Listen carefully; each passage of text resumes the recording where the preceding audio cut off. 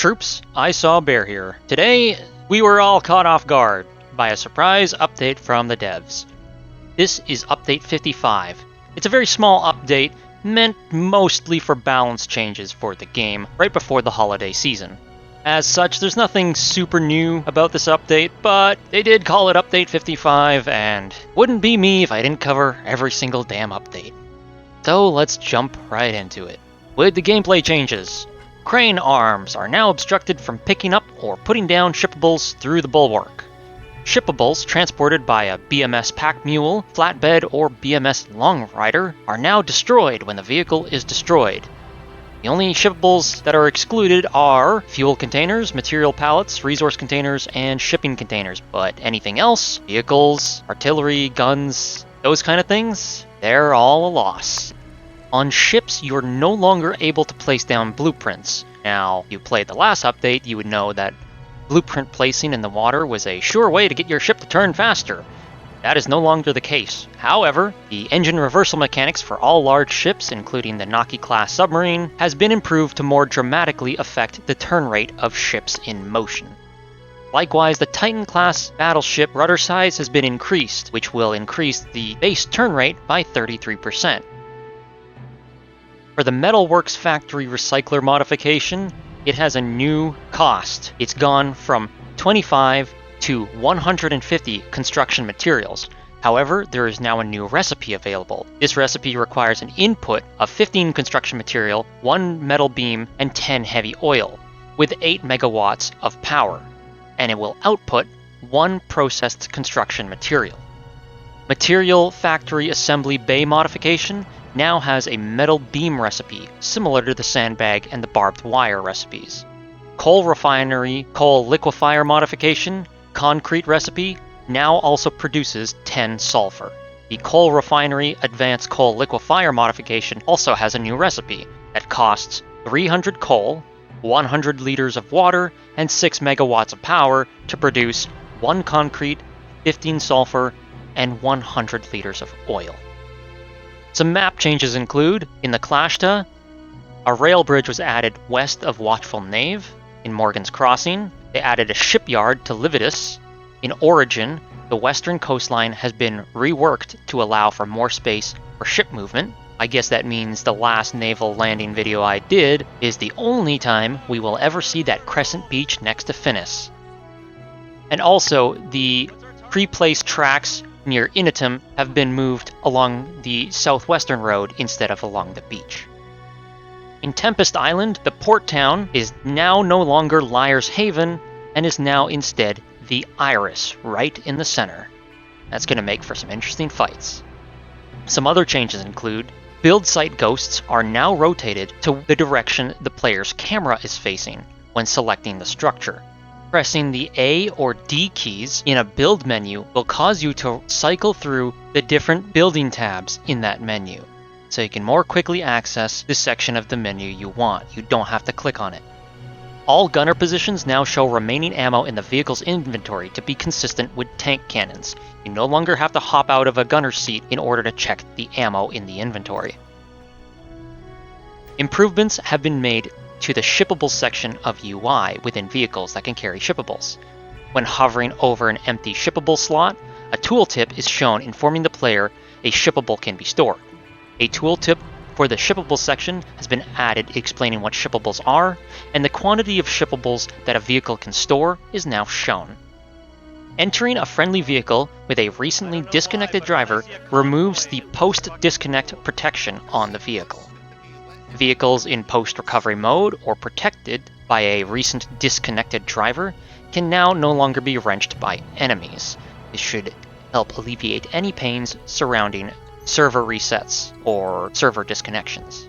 Maximum build distance has been increased from 14 to 18 meters, allowing Navy piers to be easily constructed to their full length. As well, the Navy pier have received some improved placement logic.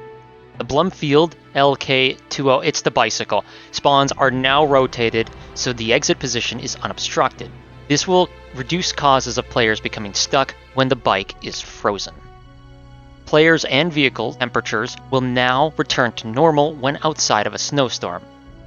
There have been some physics simulation improvements. Region event log timestamps now shows days for logs over a day old. Players that are AFK in a region that is queued by friendlies will be kicked after a short period of time to allow for easier flow of players into a region. And transferring shippables from a vehicle crane to a BMS bluefin now opens up the UI. As for balance changes, I'll once again be referring to foxholeplanner.com because it is an awesome website for all your facility needs, and also because none of these vehicles are out yet because the war just started today. That's what happens when you don't have a Devbranch. Anyways, get started. The T5 Percudio cost change from 5 processed construction materials to 10 construction materials. The O'Brien V101 Freeman has had its health increased from 1,000 to 1,250, and its reload speed decreased from 5.5 to 5 seconds. The O'Brien V190 Knave health has increased from 1,000 to 1,250. The Niska Mark II Blinder has been re-separated from the Niska Mark I gun motor carriage tech. The 85 KB Falchion has had its health increase from 3,000 to 3,650, and its armor health has increased by 40%.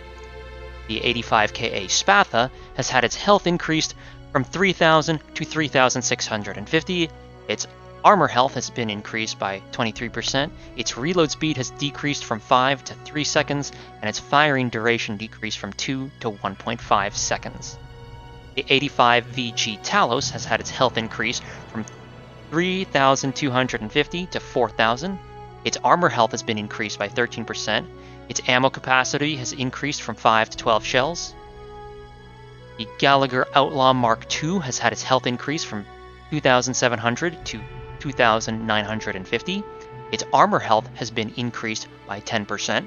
Refined material cost reduced from 165 to 150, and its tier upgrade cost has decreased from 465 to 450 processed construction materials.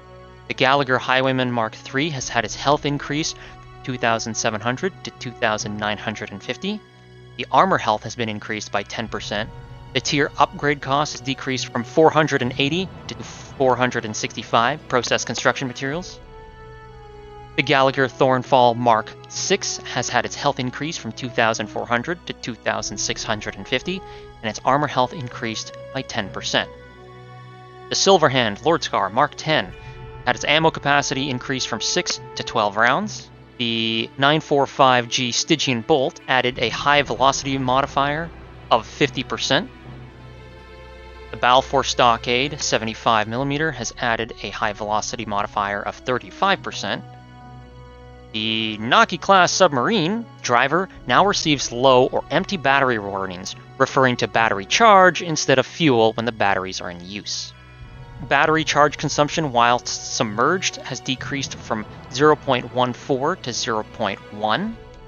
On a related note, the Moray torpedo moved from heavy arms to heavy ammo category. Not sure why it wasn't there before. And lastly, the Aeon rocket. I don't have a picture of it here. This is obviously just the rocket launch pad, but you get the idea. The rocket itself has had its health increase from 1,500 to 3,600. The armor type has been improved from Tier 2 to Tier 3. Some other balance changes to small arms include the fact that the Ignifist 30 damage has increased from 325 to 375. The Bombastone grenade damage decrease from 150 to 125. And the green ash crate size has been reduced from 10 down to 5. Some other small balance changes include coastal guns now require a construction vehicle in order to build them. Resources from sorting wreckage has been adjusted to increase the number of refined materials provided. There were some bug fixes along with this update, but I'll save that for the patch notes down below. Real quick, I just want to cap off this update with a side note from the community. Hope Acrobatic 7929 on Reddit posted something really interesting that I thought I'd share. Previously, players, if they wanted to see the map progress of a war, would either have to sit and record the map with a radio kit in their inventory and just sit there for days on end, or would have to rely on Foxhole stats, territory control map, time lapses to see the state of a war, but those would only track the region. However, this user on Reddit, with the dev's permission, managed to get it to function across the entire map with every single point of interest, be it buildings, facilities, all the way down to individual vehicles and players. This is a fascinating map. I don't know if this user is planning to do more of this in the future, but this is an incredible data set. I'll leave the link down below in the video description so you guys can check it out. But man, this is a cool resource. I wish we had this for every war. Either way, be sure to give them a thanks for this amazing map piece. Highly recommend checking it out. And that does it for this update. Thanks for tuning in. If you like what you saw, please like, share, and subscribe. It really goes to help. And if you haven't seen the near hour-long update video for the naval update, I put a lot of work into it, so check it out as well. And as always, good luck, keep your heads down, and stay in your foxholes. Bear out. Half track, use the tower as cover. Here, hold on. I have an idea. I'm gonna play the shittiest game of Ring Around the Rose. Yep. We do what we Draw have him to here. Draw him to here. Yeah. Oh, behind. Holy shit. Dismounted infantry! Scooch.